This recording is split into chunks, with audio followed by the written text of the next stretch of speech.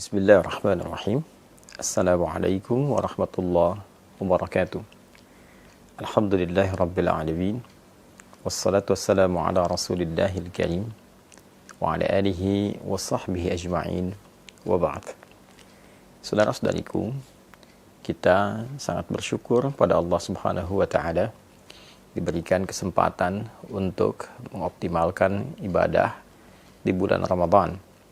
Tentu kita berharap seluruh rangkaian ibadah yang telah ditunaikan berkenan diterima oleh Allah Subhanahu wa ta'ala dengan penerimaan terbaik, insya Allah.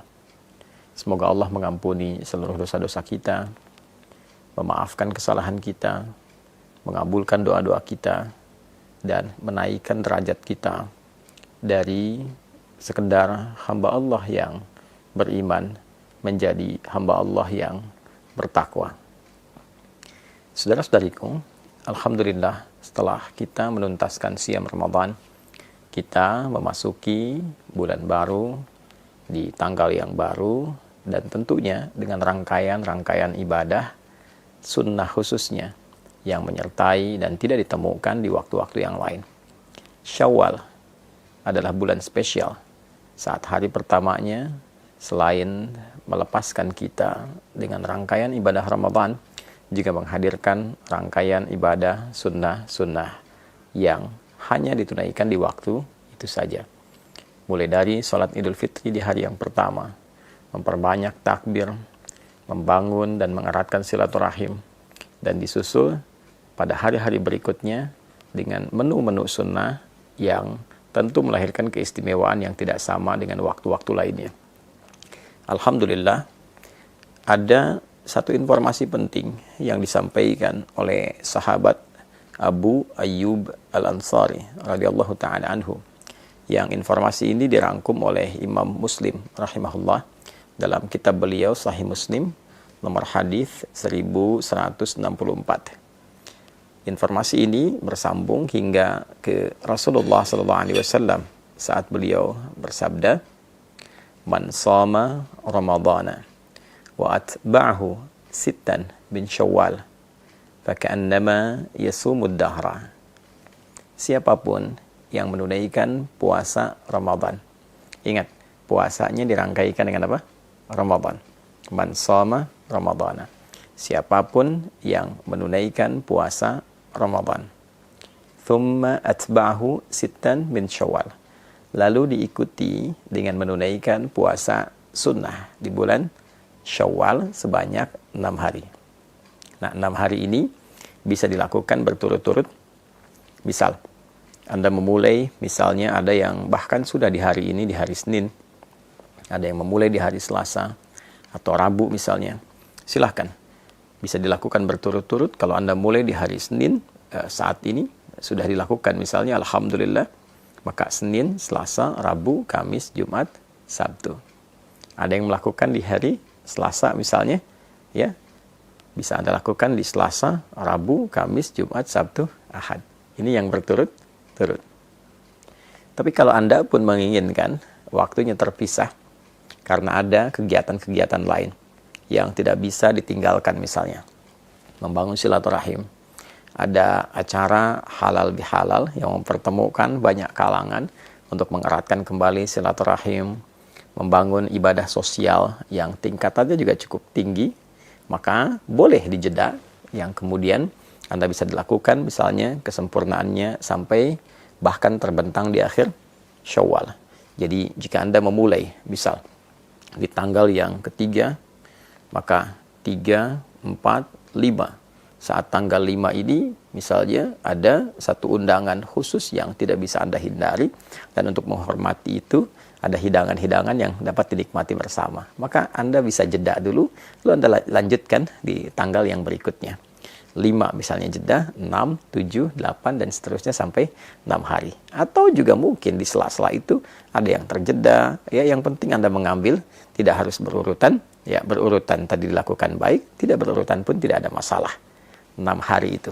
Jika bisa dilakukan, maka faka'annama yasumu ad-dahra. Maka seakan-akan orang yang menyempurnakan puasa Ramadan ditambah dengan 6 hari di bulan Syawal itu, faka'annama yasumud dahra, seakan-akan dia menyempurnakan puasa sepanjang tahun. Ada sebagian ulama yang melogikakan dengan menghitung, dengan pendekatan jika kita menunaikan puasa di bulan Ramadan selama sebulan, baik 29 ataupun 30 hari, dikalikan setiap harinya 10 kebaikan. Dasar hukum 10 itu bisa diambil misalnya di Al-Quran surah yang ke-6 Al-An'am ayat 160.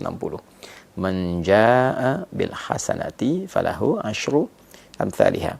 Siapapun yang menunaikan perbuatan baik yang bernilai ibadah, maka dia mendapatkan padanan pahala. Setiap ibadah itu setidaknya 10 kebaikan. Ya. Jadi kalau satu pekerjaan baik, nilainya paling sederhananya, paling kecilnya ada 10, maka dikalikan dengan 10 itu. 29 atau 30 hari dikalikan 10. Maka didapatkan 290 atau 300. Lalu 6 dikalikan dengan 10, maka didapati 60. Jika Anda jumlahkan 290 tambah 60, ambil yang paling terkecil ya misalnya, maka mendapatkan 350. 350 ini kalau pendekatannya bulan Hijriyah, bukankah sangat mendekati hitungan setahun secara umum ya? Ya kan? 350 sekian. Ya, kan orang Arab suka membulatkan itu. Kalau ada 42 disebut al-arba'in. Ya demikian, ketika Anda misalnya menunaikan 30, dikalikan 10, 300 tambah 60, 360 ya. Nah, kalaupun dihitung menggunakan pendekatan Hijriyah ataupun pendekatan Masehi, tentu ini secara umumnya dinilai sebagai bilangan setahun penuh. Nah, itu yang dimaksudkan. Nah, yang kedua, ada yang sangat menarik. Orang-orang yang konsisten menunaikan ibadah Ramadannya, lalu dia menyempurnakan ibadah Ramadan itu dengan bersyukur kepada Allah Subhanahu wa taala. Walitukabbirullaha ala ma hadakum wa la'allakum tashkurun, dengan meningkatkan ibadahnya. Jadi syukur ketika diberikan kemampuan untuk meningkat ibadah saat Ramadan adalah berupaya menjaga ritme ibadah itu sehingga tetap berjalan baik pasca Ramadan. Walaupun mungkin tidak seoptimal Ramadan karena keadaannya tentu tidak sama. Tapi kita bisa bandingkan dengan yang sebelum Ramadan. Jika sebelum Ramadan mengajinya hanya 3 ayat, maka pasca Ramadan misal kita dapati 1 halaman, kita dapati 1 lembar. Lalu itu terjaga. Lalu ditunjukkan juga dengan kita berkomitmen meningkatkan ibadah seperti puasanya. Dan diawali dengan puasa apa? Sunnah. Di bulan apa? Syawal. Nah, itu yang mahal. Itu yang mahal. Jadi poinnya adalah ketika kita mampu mensyukuri nikmat menunaikan ibadah Ramadan dan mampu mengaktualisasikan semua nikmat itu dengan meneruskan secara konsisten ibadah-ibadah kita dalam rangka syukur kepada Allah, itu yang diapresiasi tinggi oleh Allah Subhanahu wa taala. Sehingga nilai puasa kita bukan terbatas di Ramadan, tapi seakan-akan setiap waktu terjaga sampai ketemu Ramadan kembali. Itu esensinya. Jadi bukan sekedar tambah 6 dihitung, apalagi kalau menggunakan satu pendekatan yang tidak keren. Karena ada perbedaan 29-30, maka saling memperbincangkan ini yang sempurna, ini yang setahun, yang tidak. Bukan. Esensinya bukan itu.